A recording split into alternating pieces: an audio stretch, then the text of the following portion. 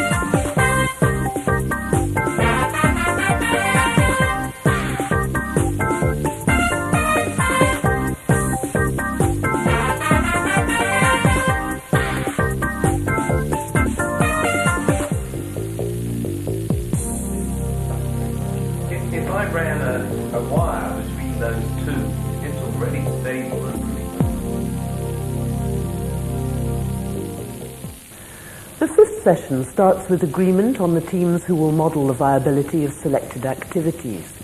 These are retailing, education, manufacturing, Welsh Parliament and transport. Stafford models defence as a total system to illustrate how you identify the active components of a viable system. Discussions move on to modelling a manufacturing operation embedded in its environment and its management embedded in the operation. The communication between each of these elements is depicted by loops with amplifiers and attenuators designed to balance the variety. This simple model can be used in any conceivable circumstance to check the efficacy of any management action.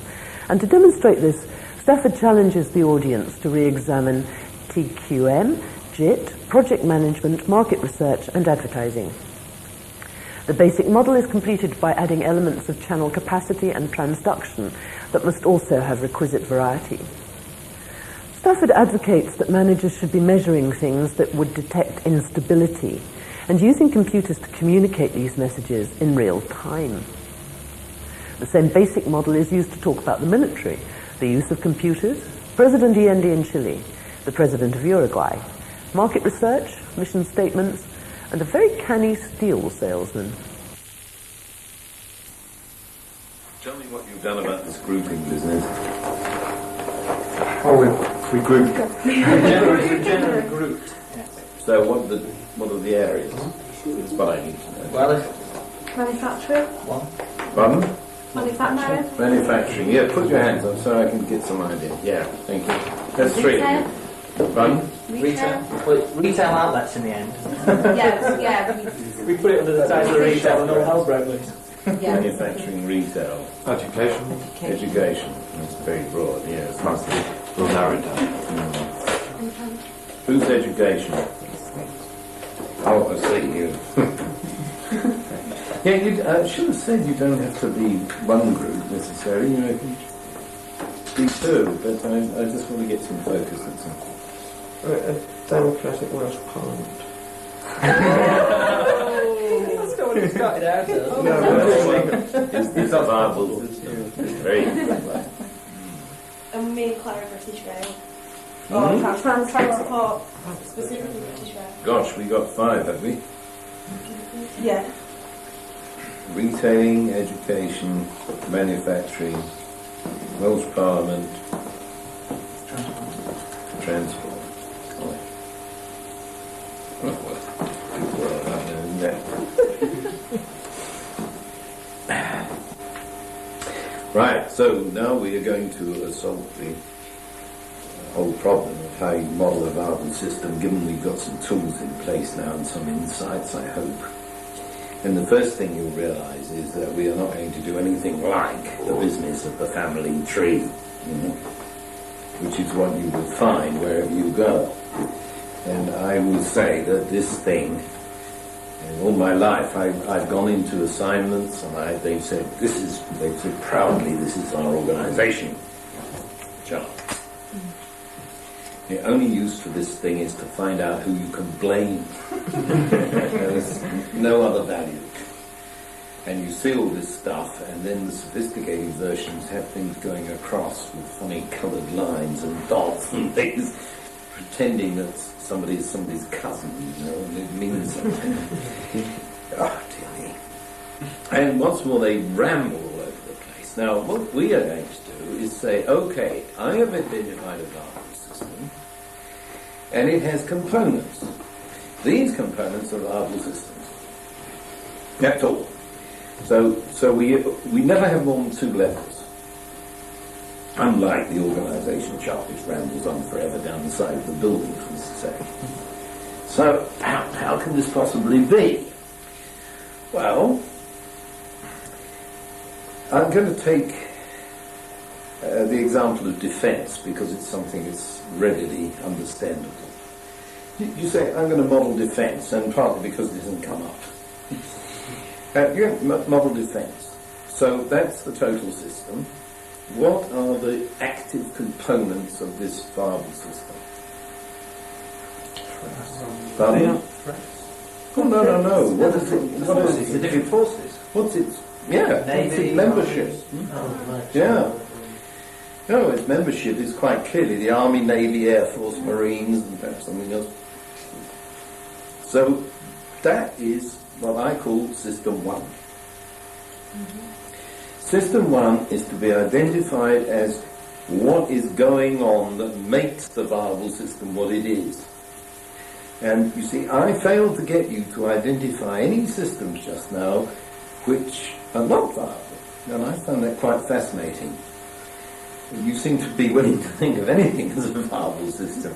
Well, I think we shall find out that some are not. But you see, you can certainly consider an army without an air force. Wouldn't be very effective, we get plastered. But there it is, it's an army, brown jobs, different uniform altogether. Navy, Air Force. Now, that's all. Now, supposing you're the Commander-in-Chief of the Army, then you may say, look here, Stafford, I mean, I'm a big shot, I'm running the whole bloody army, and you just got me down in this box. Say, hold it, General, Field Marshal, probably. I'm coming to you in a minute. Forget the Air Force, forget the Navy. Now we're talking about the Army. What is the System 1 of the Army? Regiments, soldiers, the infantry. Infantry. What else? Tanks. Tanks. Artillery. Poor old engineers, where are they? Yeah. So these are now the System 1. Note the second level of recursion of defence.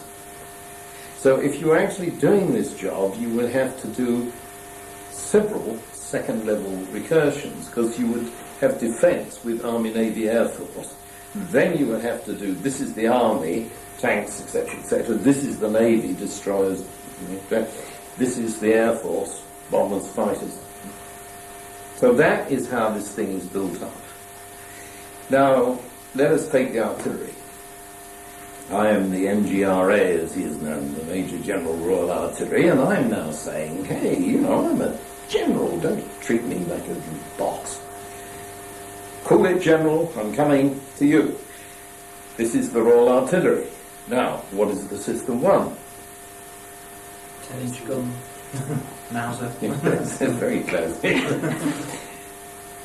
Field artillery, anti-aircraft, heavy artillery, mountain artillery. So you go on. And you will go on in these paired Bible systems until you hit the deck, which is bound to be actual people, because it always is, which is interesting. We're talking about organisations. You don't have organisations and computers. You have organisations that end up with people. So, in the case of, let's take the infantry, which you mentioned, you are coming down this line and you come to a regiment and the components of the regiment, and then, what are they? Battalions. I caught myself out here. Pardon? Battalions. Battalions, thank you very much. The battalion, its components are going to be, I guess, companies by now. Companies, platoons. Platoons, now you've hit the deck. Now you've got sections of men. So your company is about 100 people divided into 3 platoons of 30, let's say, and your platoon is now going to be the platoon commander and the sections of soldiers. So that's how it works. So it's always in pairs, and now you see the importance of the notion of recursion, because you've got the same model all the way through. Now this is very startling to people who studied organisations, because they expect them all to be different, and what is written on the side of it, of IBM, is not going to be the same as what's written down the side of General Motors. In our case, it's going to be the same until you look at the close print. Now this has an immense and immediate advantage that I would like to point out to you. You take trying to institute change in an organisation, and we've had in our lifetime some enormously universal example of that with the introduction of computers and automation.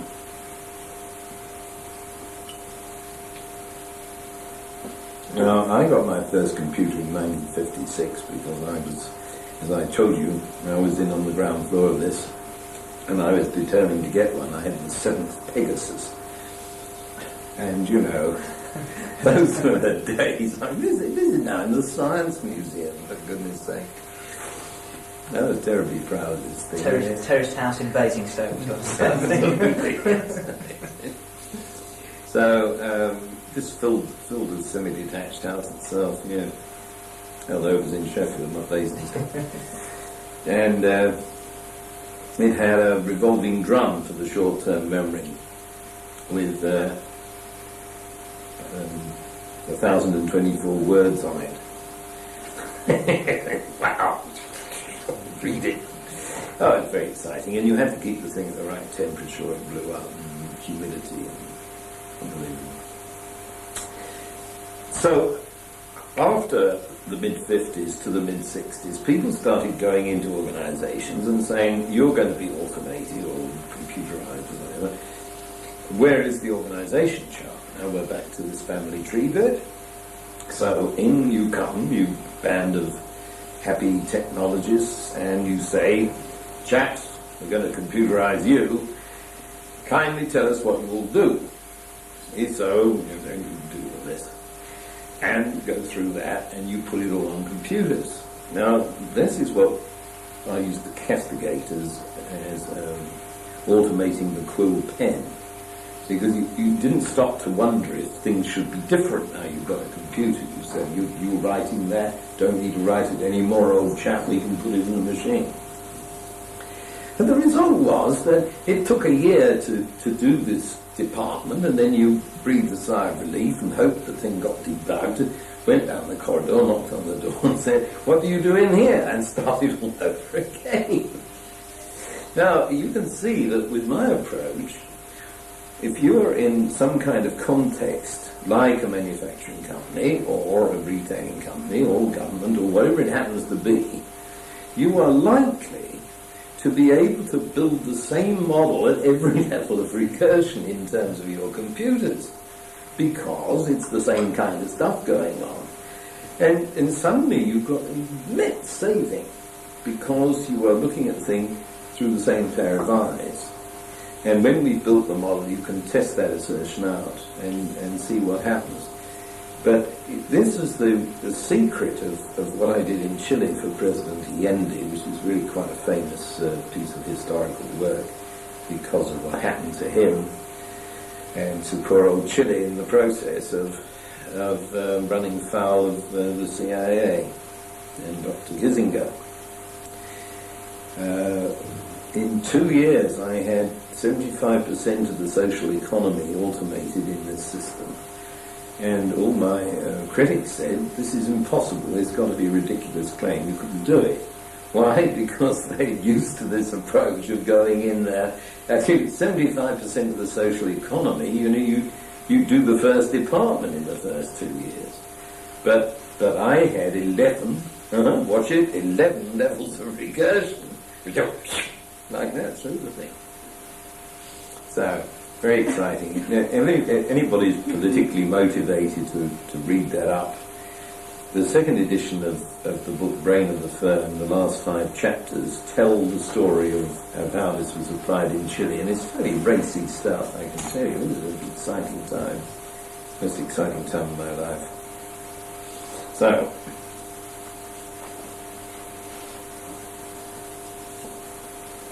the notion of recursion, the notion of 2 stages at one go, clear? Now, what are you going to do? What is that? That is the situation.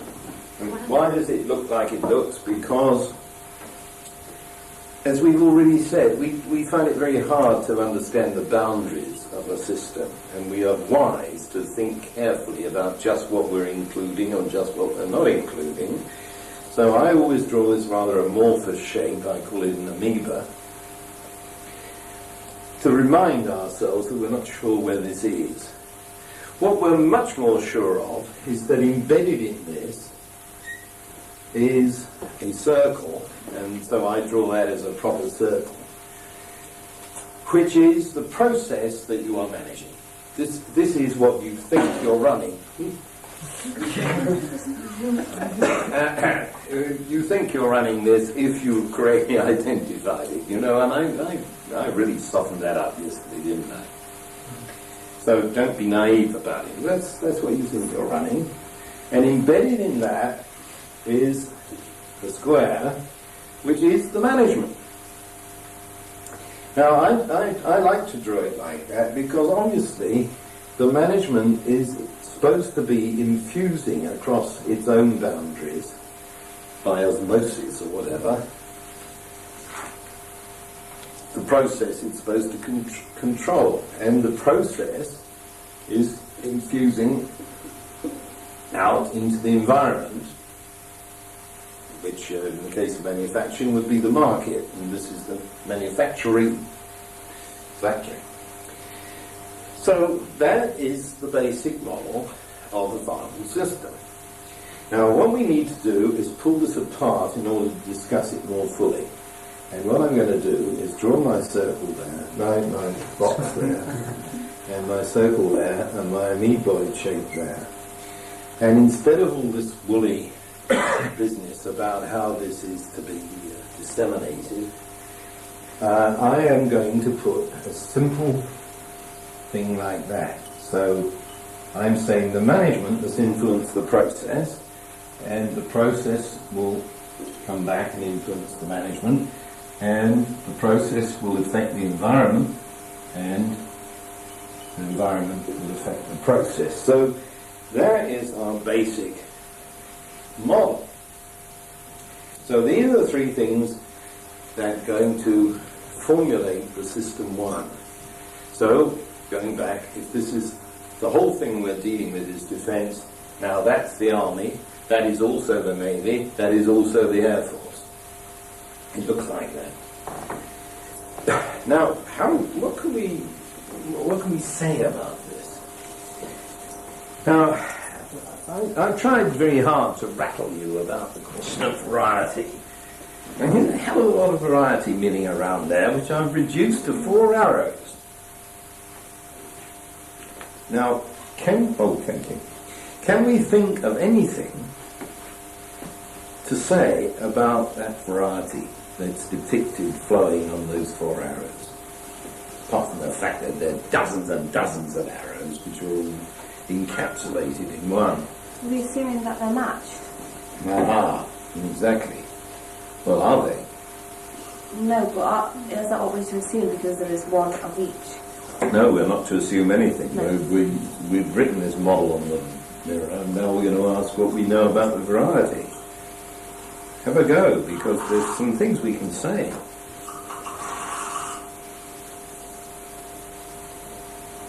What goes into something is square? Very true, yes, but that's not what I'm after. Now, do you remember I was saying to you that it's frightening to think you've got to measure all these possible states, but you probably don't have to, because do you remember the example of who does this coat fit? Mm-hmm. Now, if you think in those terms of relative variety, who has the bigger variety, the management box or the process? Process. Obviously, isn't it? Obviously. The management isn't going to note that you on machine number 6 have blue eyes.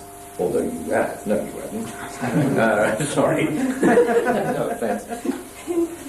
The management, I mean, all those details are in place and constitute part of the variety, which may or may not be important. For instance, eyes suddenly become important if you start flashing welding guns, what do you call it, oxyacetylene around. So you never know what's going to be relevant, but what you do know for sure is that the variety of the process is greater than the variety of the management. Now then, requisite variety, problems.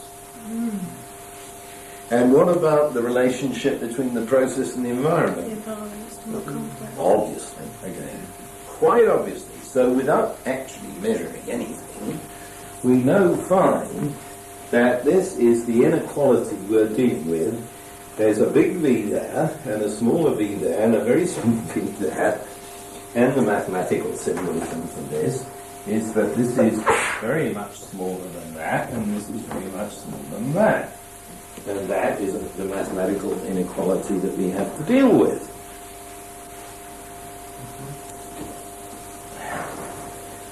Now, so let's take it easy, calmly.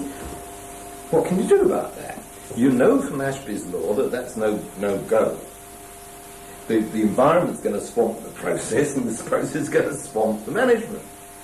Now, there are only 2 things you can do, actually, if you think about it in general terms. What can you possibly do?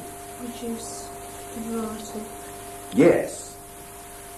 Reduce the variety of what? So, you want to reduce that bottom arrow. So that's Right. And then you could reduce the one going to the management. Okay? What else can you do?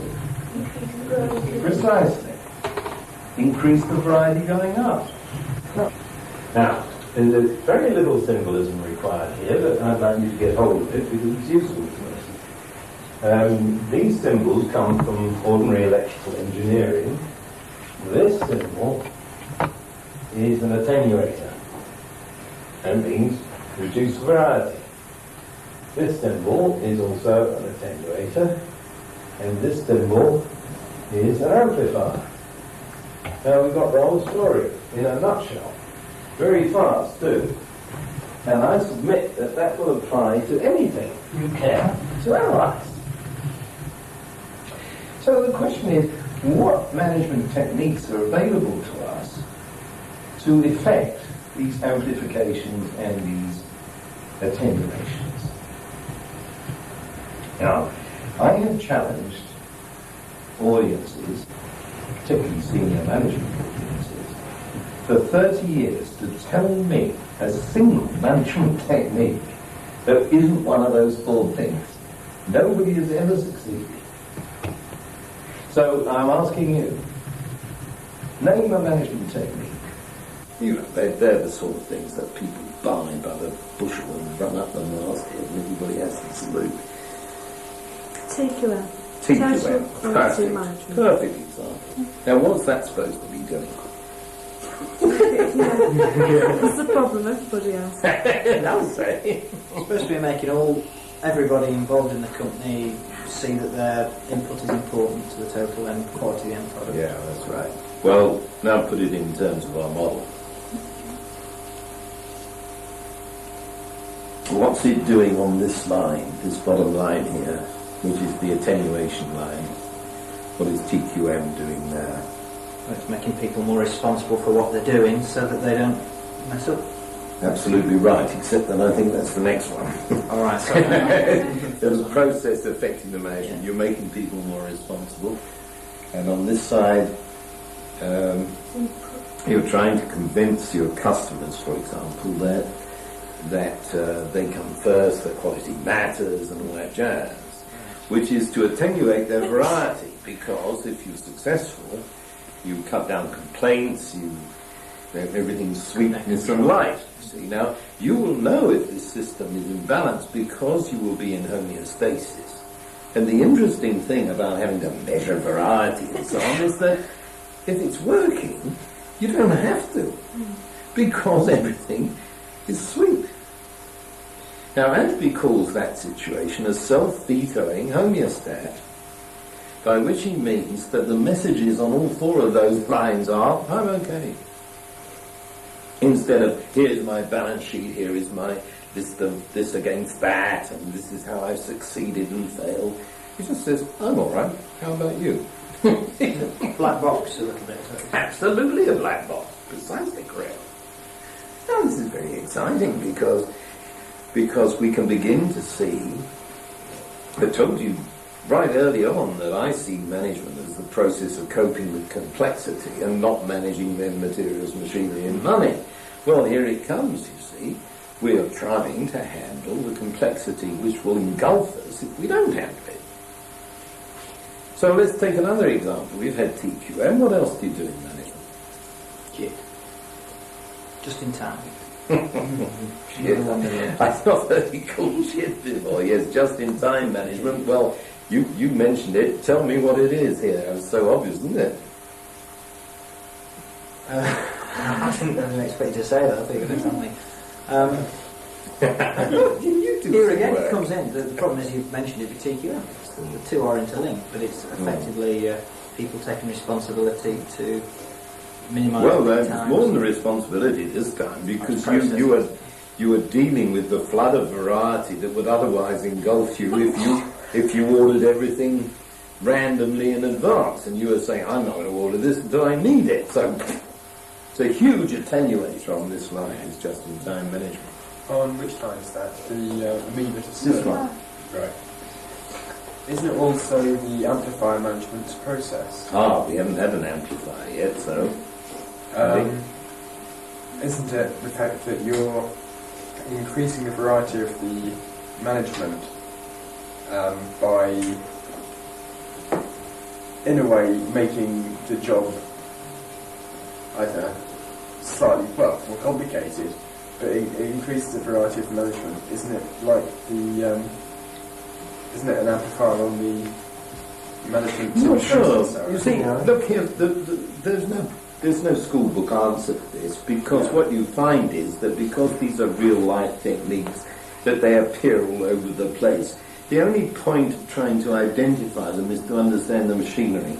Now, I don't think that just-in-time management is usefully described on the amplifier loops. I think it's very much about cutting down the variety of all the capital investment and hoo-ha-ha that's involved in the purchasing system. I'm talking now, of course, about the manufacturing company. We have to bear in mind our other things as well. But I don't think schools work just in time management, except the whole thing is just in time. How about looking at project management? Would that be an amplifier? Because you're looking at Yes. a complex situation, Right. and you're having to cope with with the people, equipment, and you make it more complex, and you're trying to manage that complex project. Yeah, I think that's right, Jane. So you're looking So at that amplifier from the square to the circle, right? Yeah, I think. yeah. And you were saying, well, I'm going to focus something in order to amplify me as a manager. I will have a project team with this task. And that goes round that loop, of course, because they're So that- reporting back You agree that the other would way. be an amplifier? I think so. Don't you? I mean, we're just trying to find out the best use of the terminology. Yeah. I agree it's an amplifier, but I think I would have said from the process, what's the circles of process Yeah. to the Environment. environment. Well, it depends what sort of project it is. Yeah.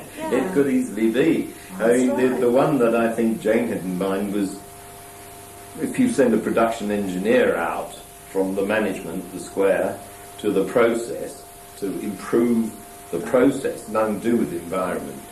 But if you send out a project team into the environment to do, for instance, market research, then you're out there. Right. Yeah, absolutely. Okay. Now, market research is a very interesting example. Who wants to risk saying where that belongs on this diagram? Market research is an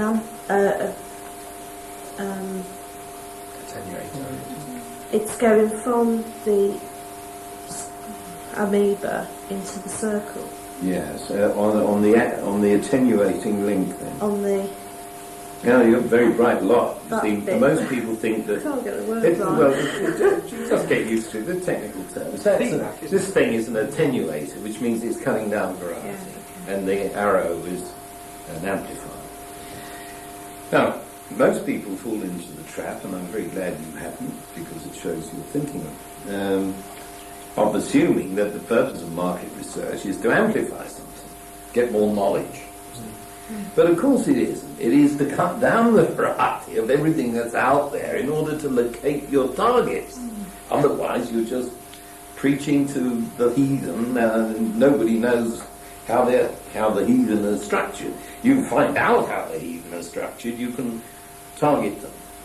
So it's very, very strong attenuator. Now, some of this stuff is, however, an amplifier. What is that when we interact with the market? That's an amplifier. Advertising. Pardon? Advertising. Advertising, of course.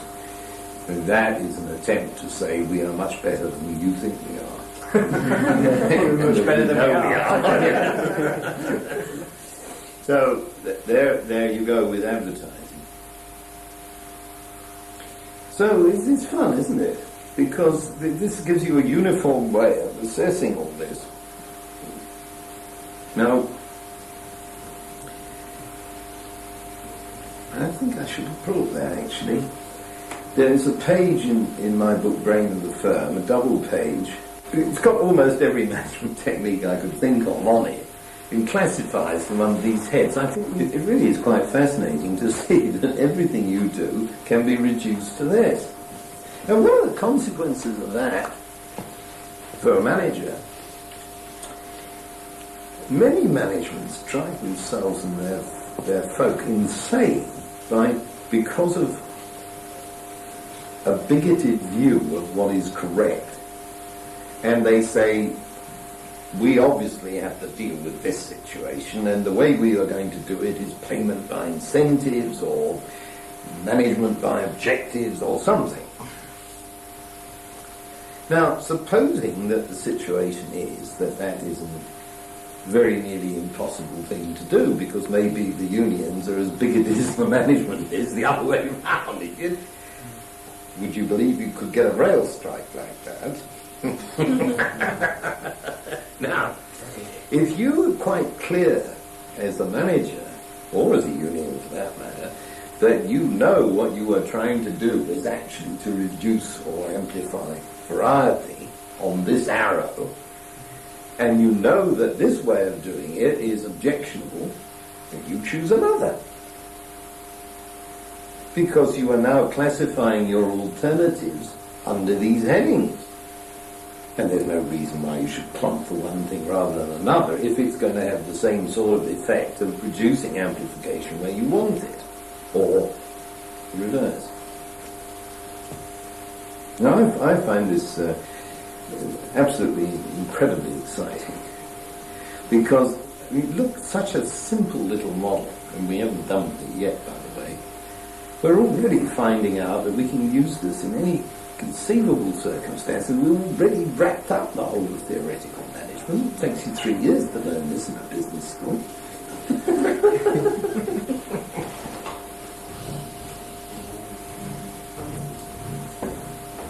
Now, so much for formal techniques, but supposing you just want to do something, you wake up in the morning and you say, why don't I do this?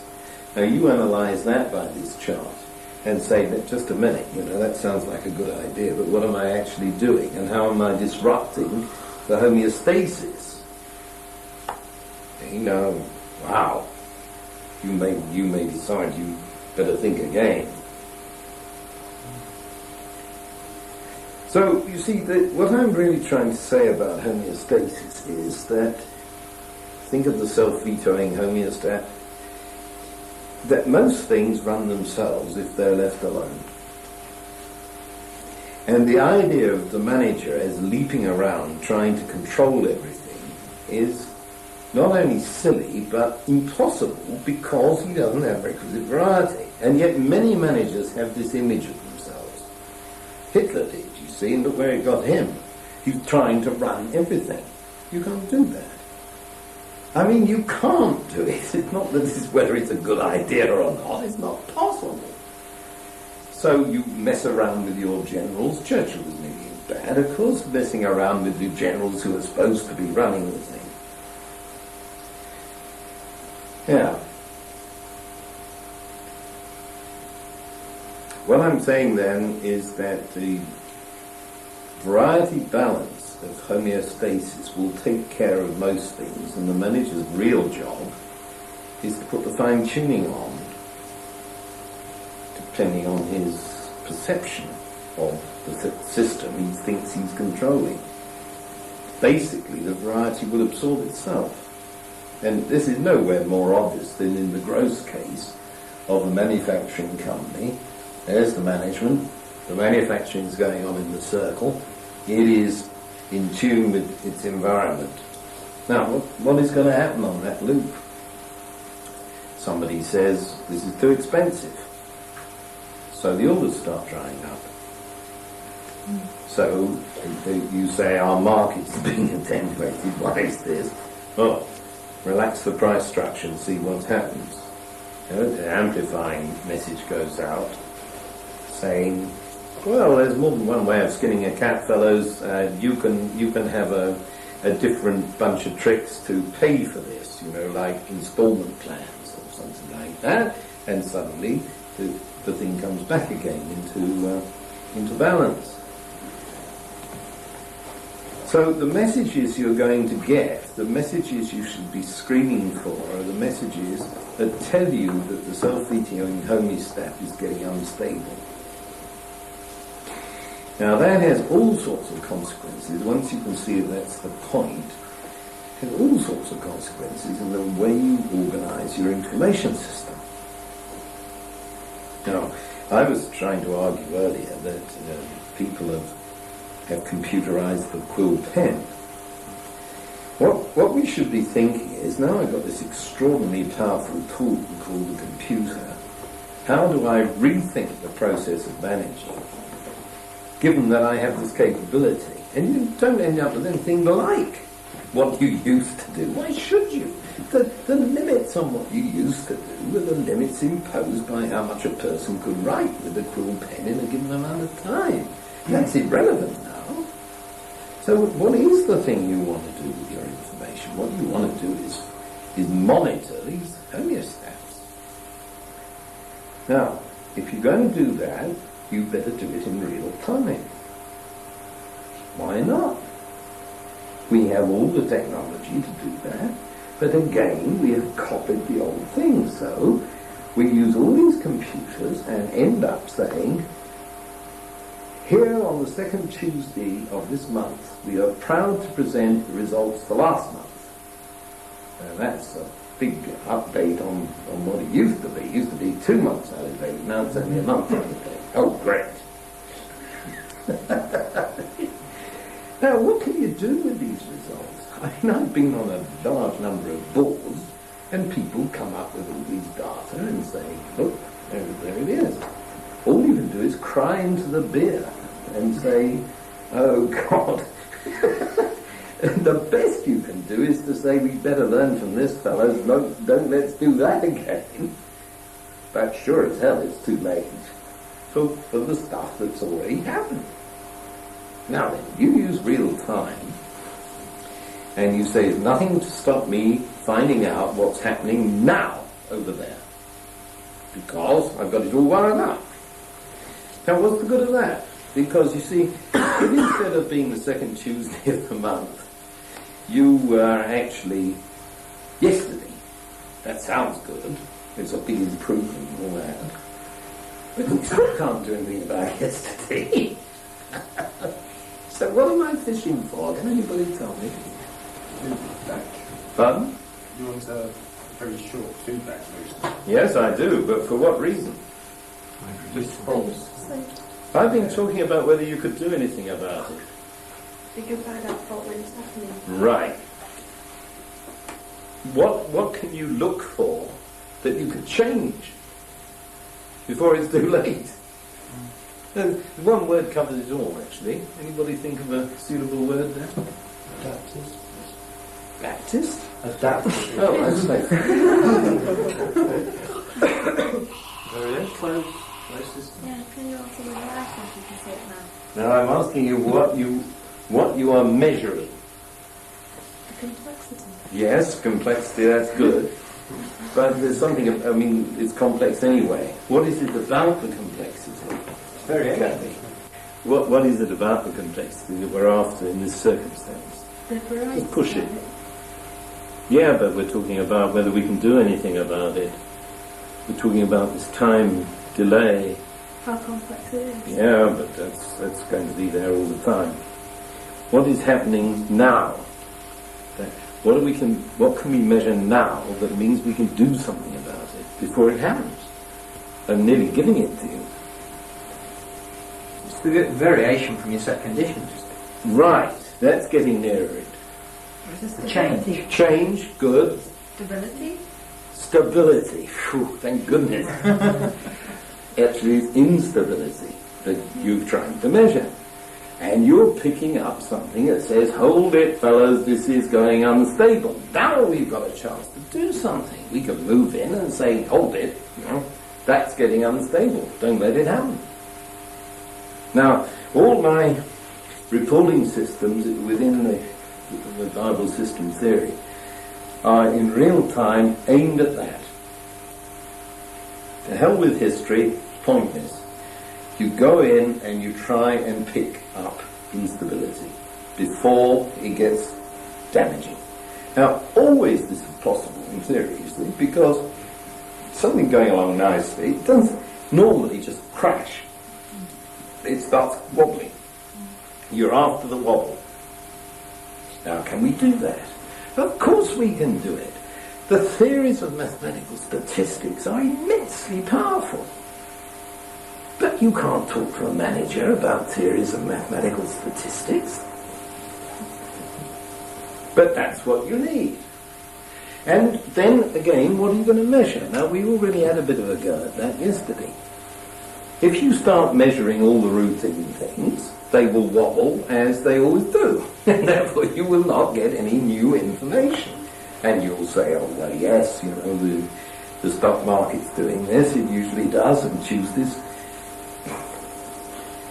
So information, what is it, you see? Now, there are all sorts of people with a vested interest in information, trying to sell you newsletters, trying to sell you all sorts of things. I give you a definition. My definition of information is what changes us. Up to then, the stuff is data. Data is useless until it's transmogrified into something that changes you. And companies, hospitals, dear God, health service, spend millions and millions of pounds equipping themselves with useless data that they can't transmogrify, to use the word I use. Nobody asked me what that meant, but I guess you found out.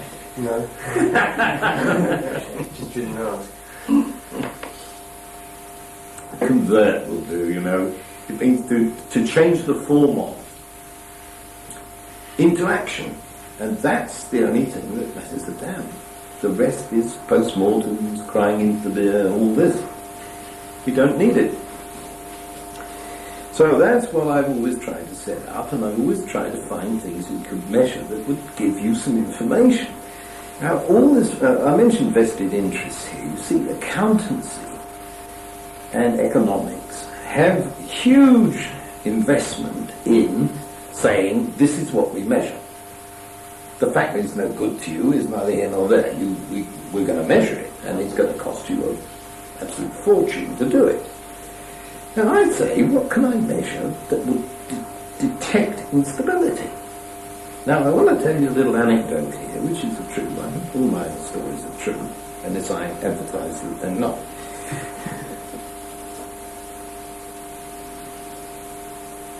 A few years ago, Elena and I were appointed by the United Nations as consultants to the President of Uruguay.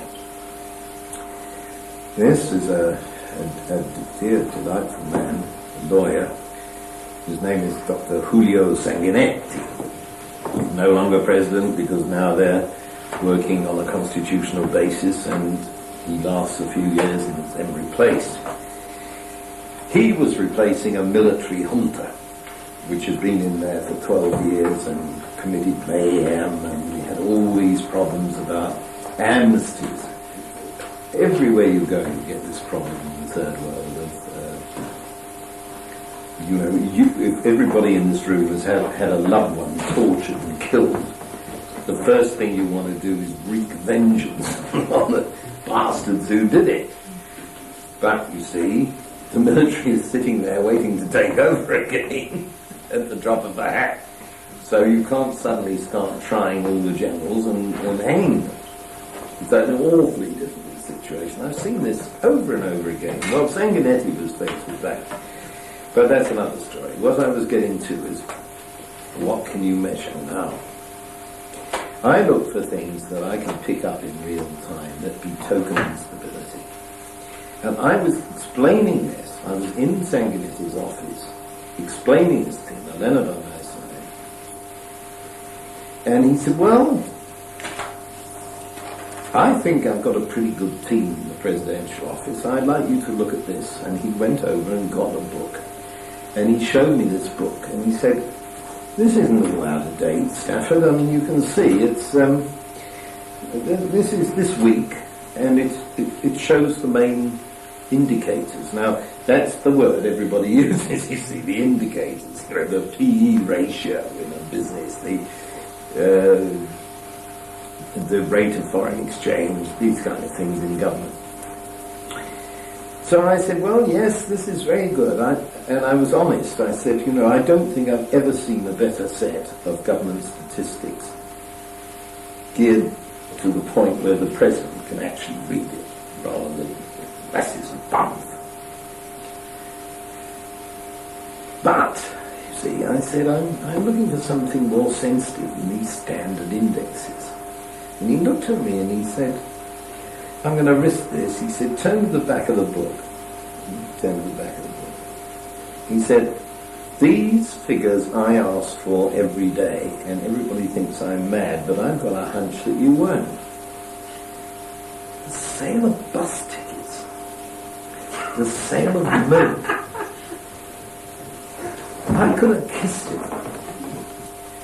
I mean, this is exactly what I'm talking about. If the bus ticket sales fall off from the norm, it means that people aren't going to work.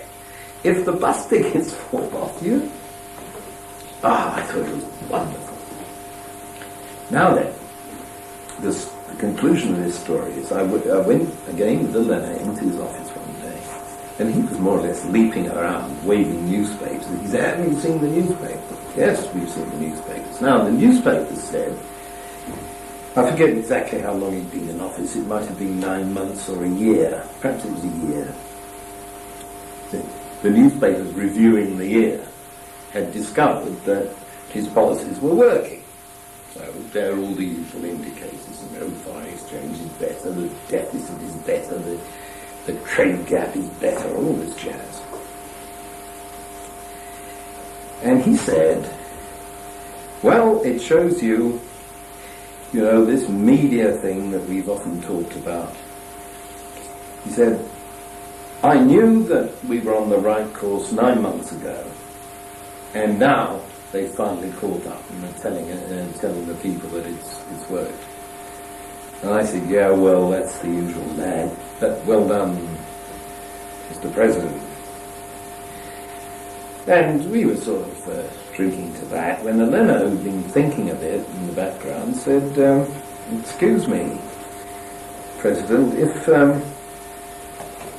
if you knew this 9 months ago, why didn't everybody else? And it can't just be that it hasn't seeped through the media. And he said, oh, I knew because of one of my special things in the back of the book. And when he got it, what do you think it was? Consumption of electricity on a daily basis. After 3 months, it meant that everybody was getting back to work. And he said, I knew when I saw this huge thing that it's working, but nobody thinks it out for another. And he said to us, you realise my government could have fallen 12 times in the last 9 months because nobody knew this except me. Oh, these are very telling arguments, aren't they? See, what it means is you've got to change the whole style of management. This is why we don't get anywhere. Because you call in consultants and they do their thing and they paste over the cracks. And you've had some, obviously. I can see the smirk on your face.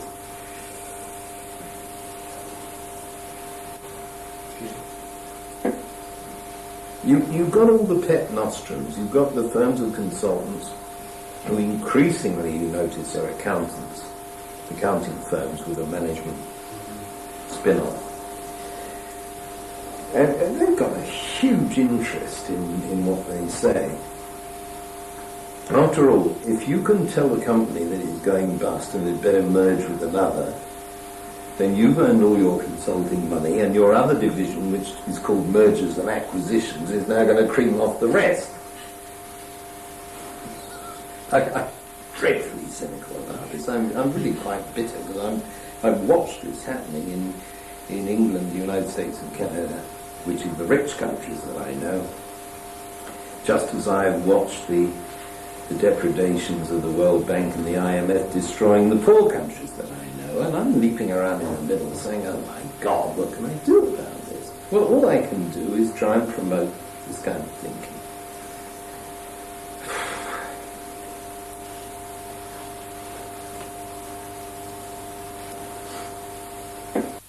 Now then, requisite variety. So far, the whole of this session is devoted to this very silly little diagram, and I hope I can convince you it's not so silly and not so little. We've already got a lot out of this. You wouldn't think there was much more, would you? But there is. So far, we have been talking about requisite variety in terms of the blocks of available variety in the square and the circle and the amoeba. Now, we've only considered the arrows as means of redistributing that basic variety. But now I want you to think about the arrow. That is called a channel.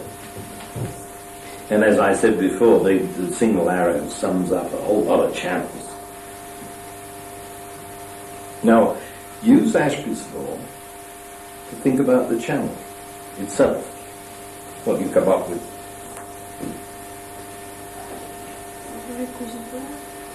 Well, yes, that is Ashby's law, but put some flesh on it, Patricia. Would you want the arrows coming out to be the same variety as the arrows coming back in? Well, no, because you put the amplifiers and attenuators on to deal with that. I'm talking about the channel itself. What are these channels in real life? They've got to be big enough to have communication. Spot on. Yeah. Big enough The to carry. channel itself has got to have vertical variety. It's not enough to say, well, I've connected this to this, and somebody's waving a flag. It's got to have enough. Yeah, the word in information theory is channel capacity, and it's a perfect word. Why don't we use it? Now, an awful lot of things that go on, which are supposed to work, fail because they don't have channel capacity. You know the famous poem, not wading but drowning? You're just doing this. It's not enough. Haven't got enough channel capacity. Now, let's try and poke, I'm talking too much, poke around in that and see what you come up with about channel capacity itself. What about advertising? We mentioned that. Now, you take a page in the Times or somewhere, and you could practically write the Bible on this page, and you could say, this is very high variety channel. Do you think anybody's going to read it? Where does all this white space come from, you see, in advertisements? See, it is an attempt to work out what the channel capacity is of the reader, because that's the guy who counts. We established that yesterday. That the perceiver is who counts in these systems. It's not what you think you've done, but what the receiver gets.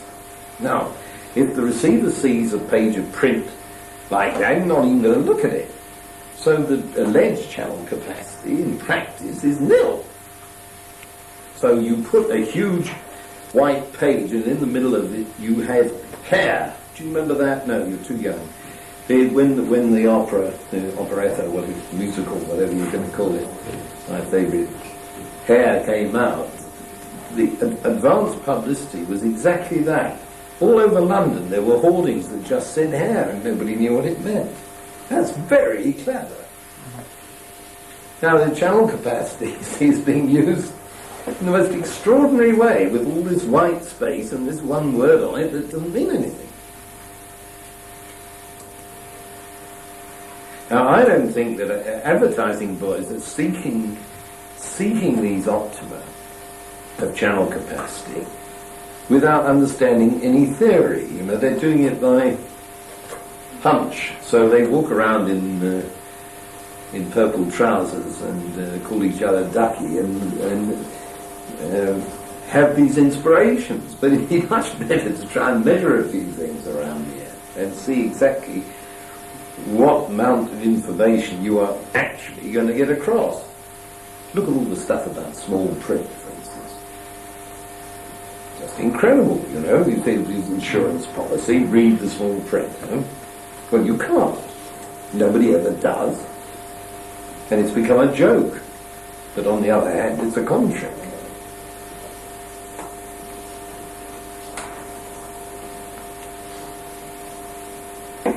Come on, more about channel capacity. Look at the management end of this.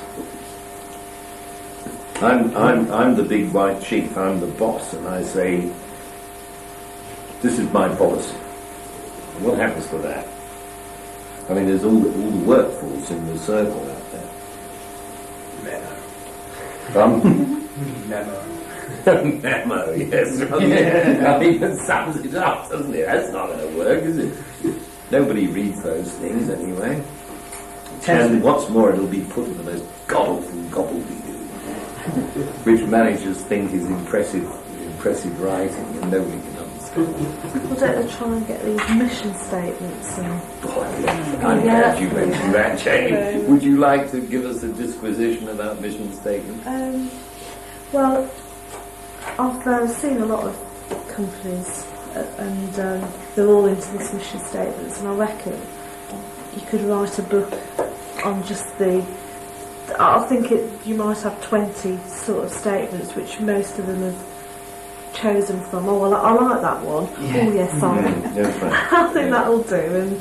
And then what happens is that they get these little cards, you know, these calling cards you get with your name on, which usually got the mission statements in the back, and you give these out. And then what happens is that these get printed out on all the notice boards, and everybody's supposed to read it. They even stand up and say, our mission is this, and people go, right. The manager goes, yes, our mission is this, you said it, and it goes, and then on the shop floor they're going, yeah, our mission is this, and What sort nobody's the of thing wiser. is this? Is it sort of like we shine it better? Or? Well, like Rover, we are committed to Excellent. giving a quality car, Becoming world class. become world world class class. supplier to You ran into this, Dave, obviously. to the benefit of our shareholders He's right. and employees. It's usually I've got one in my room if you want to see one. Yeah, you've got one on the car.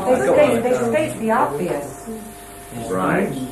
Now, Mr. Major institutionalised this, you know, with the customer, what's it called? Citizens Charter. Charters.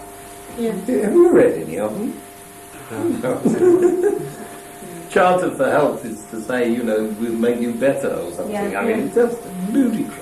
Is that what the code hotlines class of? Well, On the motorway? Yes. Exactly. Now, I mean, when you really look at this, you can see it's well intentioned. When you think of it, what it costs and what it does to this variety equation is nothing. I'm so glad you said that, Jane. You've put it very nicely. I've seen hundreds of these things. They're unbelievably banal and dreadful. That's why really you can write a book and they pick out the book because they're Absolutely. Children's names. Yeah. Well, I will give you a tip about those things, which you can use in a much wider scenario. Now, I used to study logic, and I still do, I suppose, but I stumbled on the following. You take a sentence and negate it. What's that? Say not somewhere. Say the opposite. Now, if you couldn't argue the opposite, it's not worth saying. Now, God exists. Oh no, he doesn't. There is no God. Now, we could burn each other at the stake. It's been done for hundreds of years over that argument. That is a real issue. But if you say, and I saw this in a mission statement, Jane, we will act within the law. Now, you can't possibly publish a statement that said we'll get around the law if we possibly can. It's meaningless. Yeah?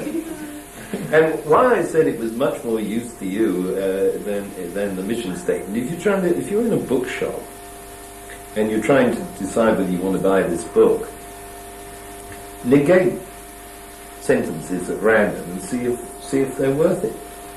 And you soon find that practically everything in the book is meaningless because you couldn't possibly say the opposite. It's a very good test. I really commend it to you. And of course, politician speeches. I was applying this the other day to Mr. Blair, and he didn't get very high marks.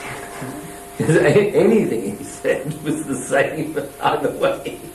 He couldn't negate it. Did I tell you about the anagram? Yeah.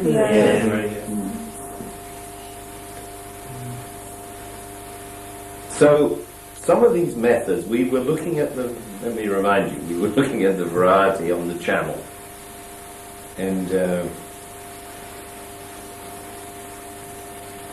people don't, in short, they don't analyse it, and do so yourselves, and ask yourselves whether this good intention of the management telling the workforce something actually worked.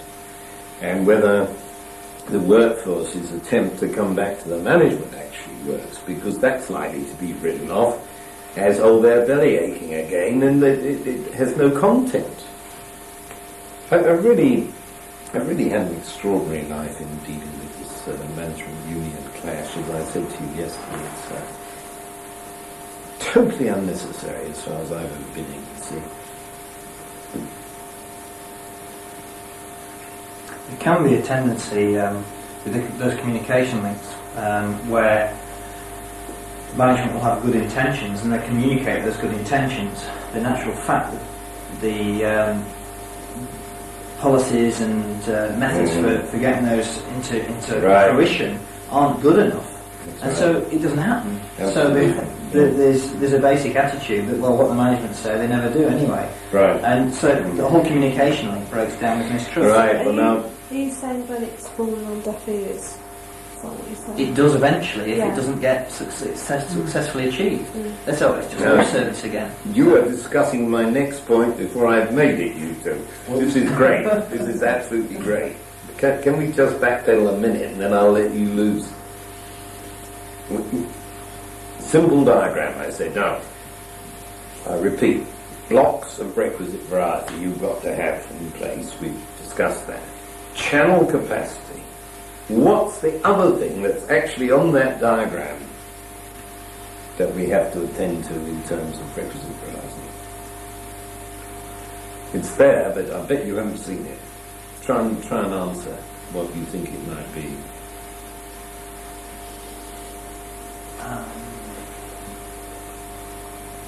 Is it the flow around the direction of the... Well, you're getting nearer, Direction of the amplifier, perhaps. Well, no, the directions are. Oh, no, that's you know, that's the- So the response to a flow of information, Mhm, either its success or its failure, mhm. being fed back, not necessarily as an indirect response, as a direct response. So you, I don't know. Don't panic. It's very, very close to it. Now, try and analyse this. Well, we've got a message coming to deal with the requisite variety of the blocks. We've got a channel in place that we think is adequate. What can go wrong? If it doesn't flow through the channel properly. Yes, you're very close to it, you see. Come on, is it the company? Can you stop? The receptor. Someone's got to receive. Receptor, that's the word. Now, our technical word for this, and I'm only giving you a minimum of technical words. It's here. There. What is happening at all those points? It's a link. No, for the whole diagram, what is going on? What characterises the thing? Transducer. It's a transducer, and that's the technical word. Well done. I can go home. Thanks, Lee.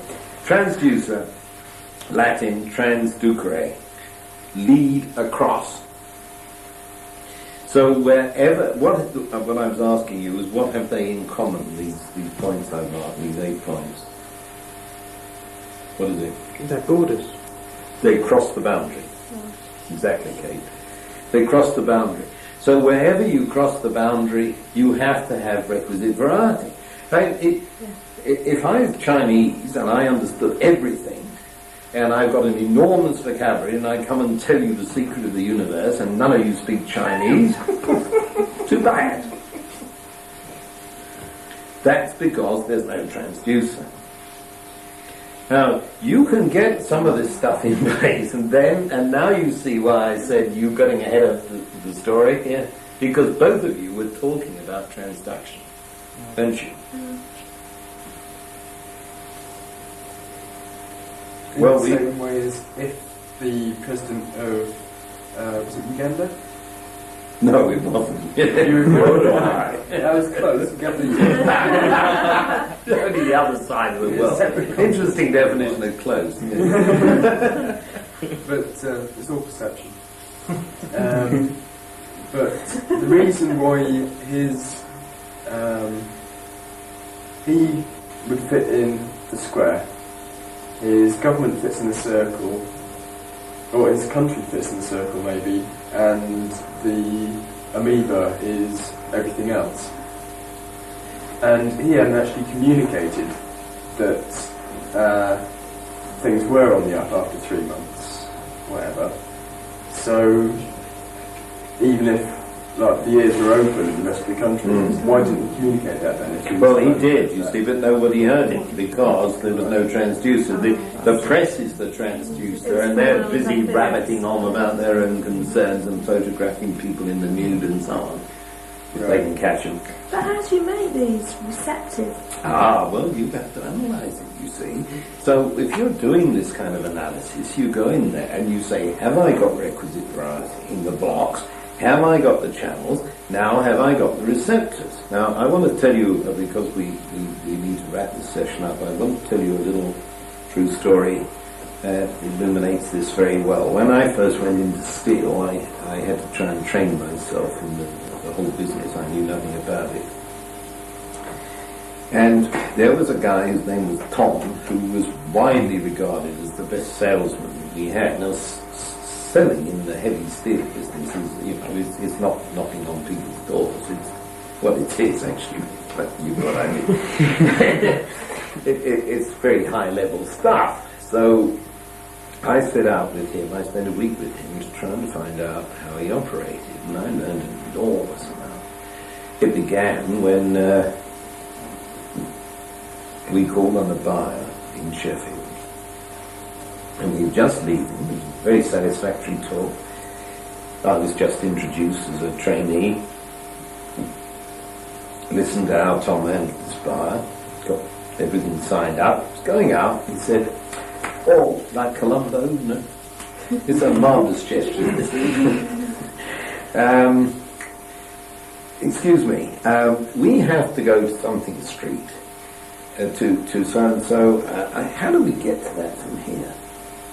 "Oh," says the buyer, "please." Takes us to the elevator, comes down with us, goes into the street and said, "You see the boot sign up there, you turn left there," and so on. Now I knew precisely where this place was, and I'd only just got to Sheffield, and certainly as hell Tom knew where it was. So I said to him as we marched off, "What the devil's all that about?" "Oh," he said, "he's helped me. He is now in my power." Anyway, that's just a bit of psychology. I don't think it's anything to do with cybernetics. But so we went on. Now, the point of this story is that the company had the following revelation. They had realized that they had all these highly specialized salesmen who had these intimate relationships with clients, and the only information they were getting were the orders.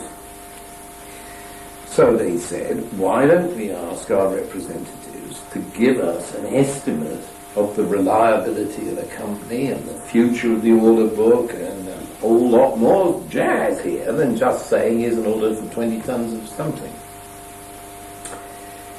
So they went into discussion with the salesman, and the salesman said, "Hey, just a minute, I mean this is a whole new ballpark, and if you want us to do all this, we need time and so on." So no unions involved, but effectively a union. Now these are very senior men. And so roughly what happened was that they put the sales force up by 20% in order to create the time for this new system to work. Now what you realise you are doing here is you're increasing the channel capacity. Good idea. Now I went off with Tom to the East Coast, somewhere near Hornsey, I think, between Hull and Hornsey. And we interviewed the right number of clients in the morning. And he says, "A lovely day, let's go for a swim." And we spent the afternoon lying on the beach, which I thought was jolly nice. And I said, how can we get away with this, Tom? I mean, well, he said, it's the new system, you see. We've done enough for today. So I said, yeah, but you have to fill in all these forms, and you haven't. Oh, we'll deal with that. So this guy's, wearing a pair of swimming trunks on the beach, pulls his briefcase across and starts writing figures all over the place. Well, I was looking, and I said, how do you know this? Poof, he says. I'm just making it up. I was very fascinated by this. Now, I didn't know as much then as I do now about cybernetics, but I was very actively trying to construct models. Now, what's happening here is that the company put in this system, arranged to receive the information and punch it onto Holler's cards. None of you remember those things, I don't suppose, but that's how you stored information. You had a card with punched holes in it and you fed it through a machine. And all these Holler's cards were on shelves. And the salesman very rapidly found out that nobody knew what to do with them. Now this is quite precisely a failure in the transducer, isn't it? There's all this information arriving, potential information, I should correct myself, data at this stage, which could become information, which is sitting on shelves in punch cards. Now, there's more to it really, because after I got that put right and got the system to work, nobody believed it, because by now the salesman knew, in several sets of inverted commas, that nobody did anything. Therefore, what was coming through was by now garbage, and nobody knew, you see. So then they tried to change the system, and here we have the thing that's absolutely typical of the human nervous system. If you overload a transducer, it has what is called a refractory period. A neuron, a nerve cell, fires and then goes, oh, I need a rest. And the refractory period is the time it takes to sort of charge itself up and get its chemicals right to fire again. Now, you see, exactly this is going wrong, because all the transducers in this system are out of their refractory period, and there's no way of telling anybody that the new system will work, because they know it doesn't. Now they're told it does, but the new system is not through its refractory period yet. It's going to take you years to sort out this bloody mess. Isn't it interesting, isn't it? So, out of this little tiny diagram, blocks of requisite variety on the channels, requisite variety in the transducers. A hell of an assignment, you know. But carrying on with this breakdown of the transducer in this company, what do you do? Because you say it could take years to change. Well, why don't we have a break and address that question when we come back, because we're a bit overrunning.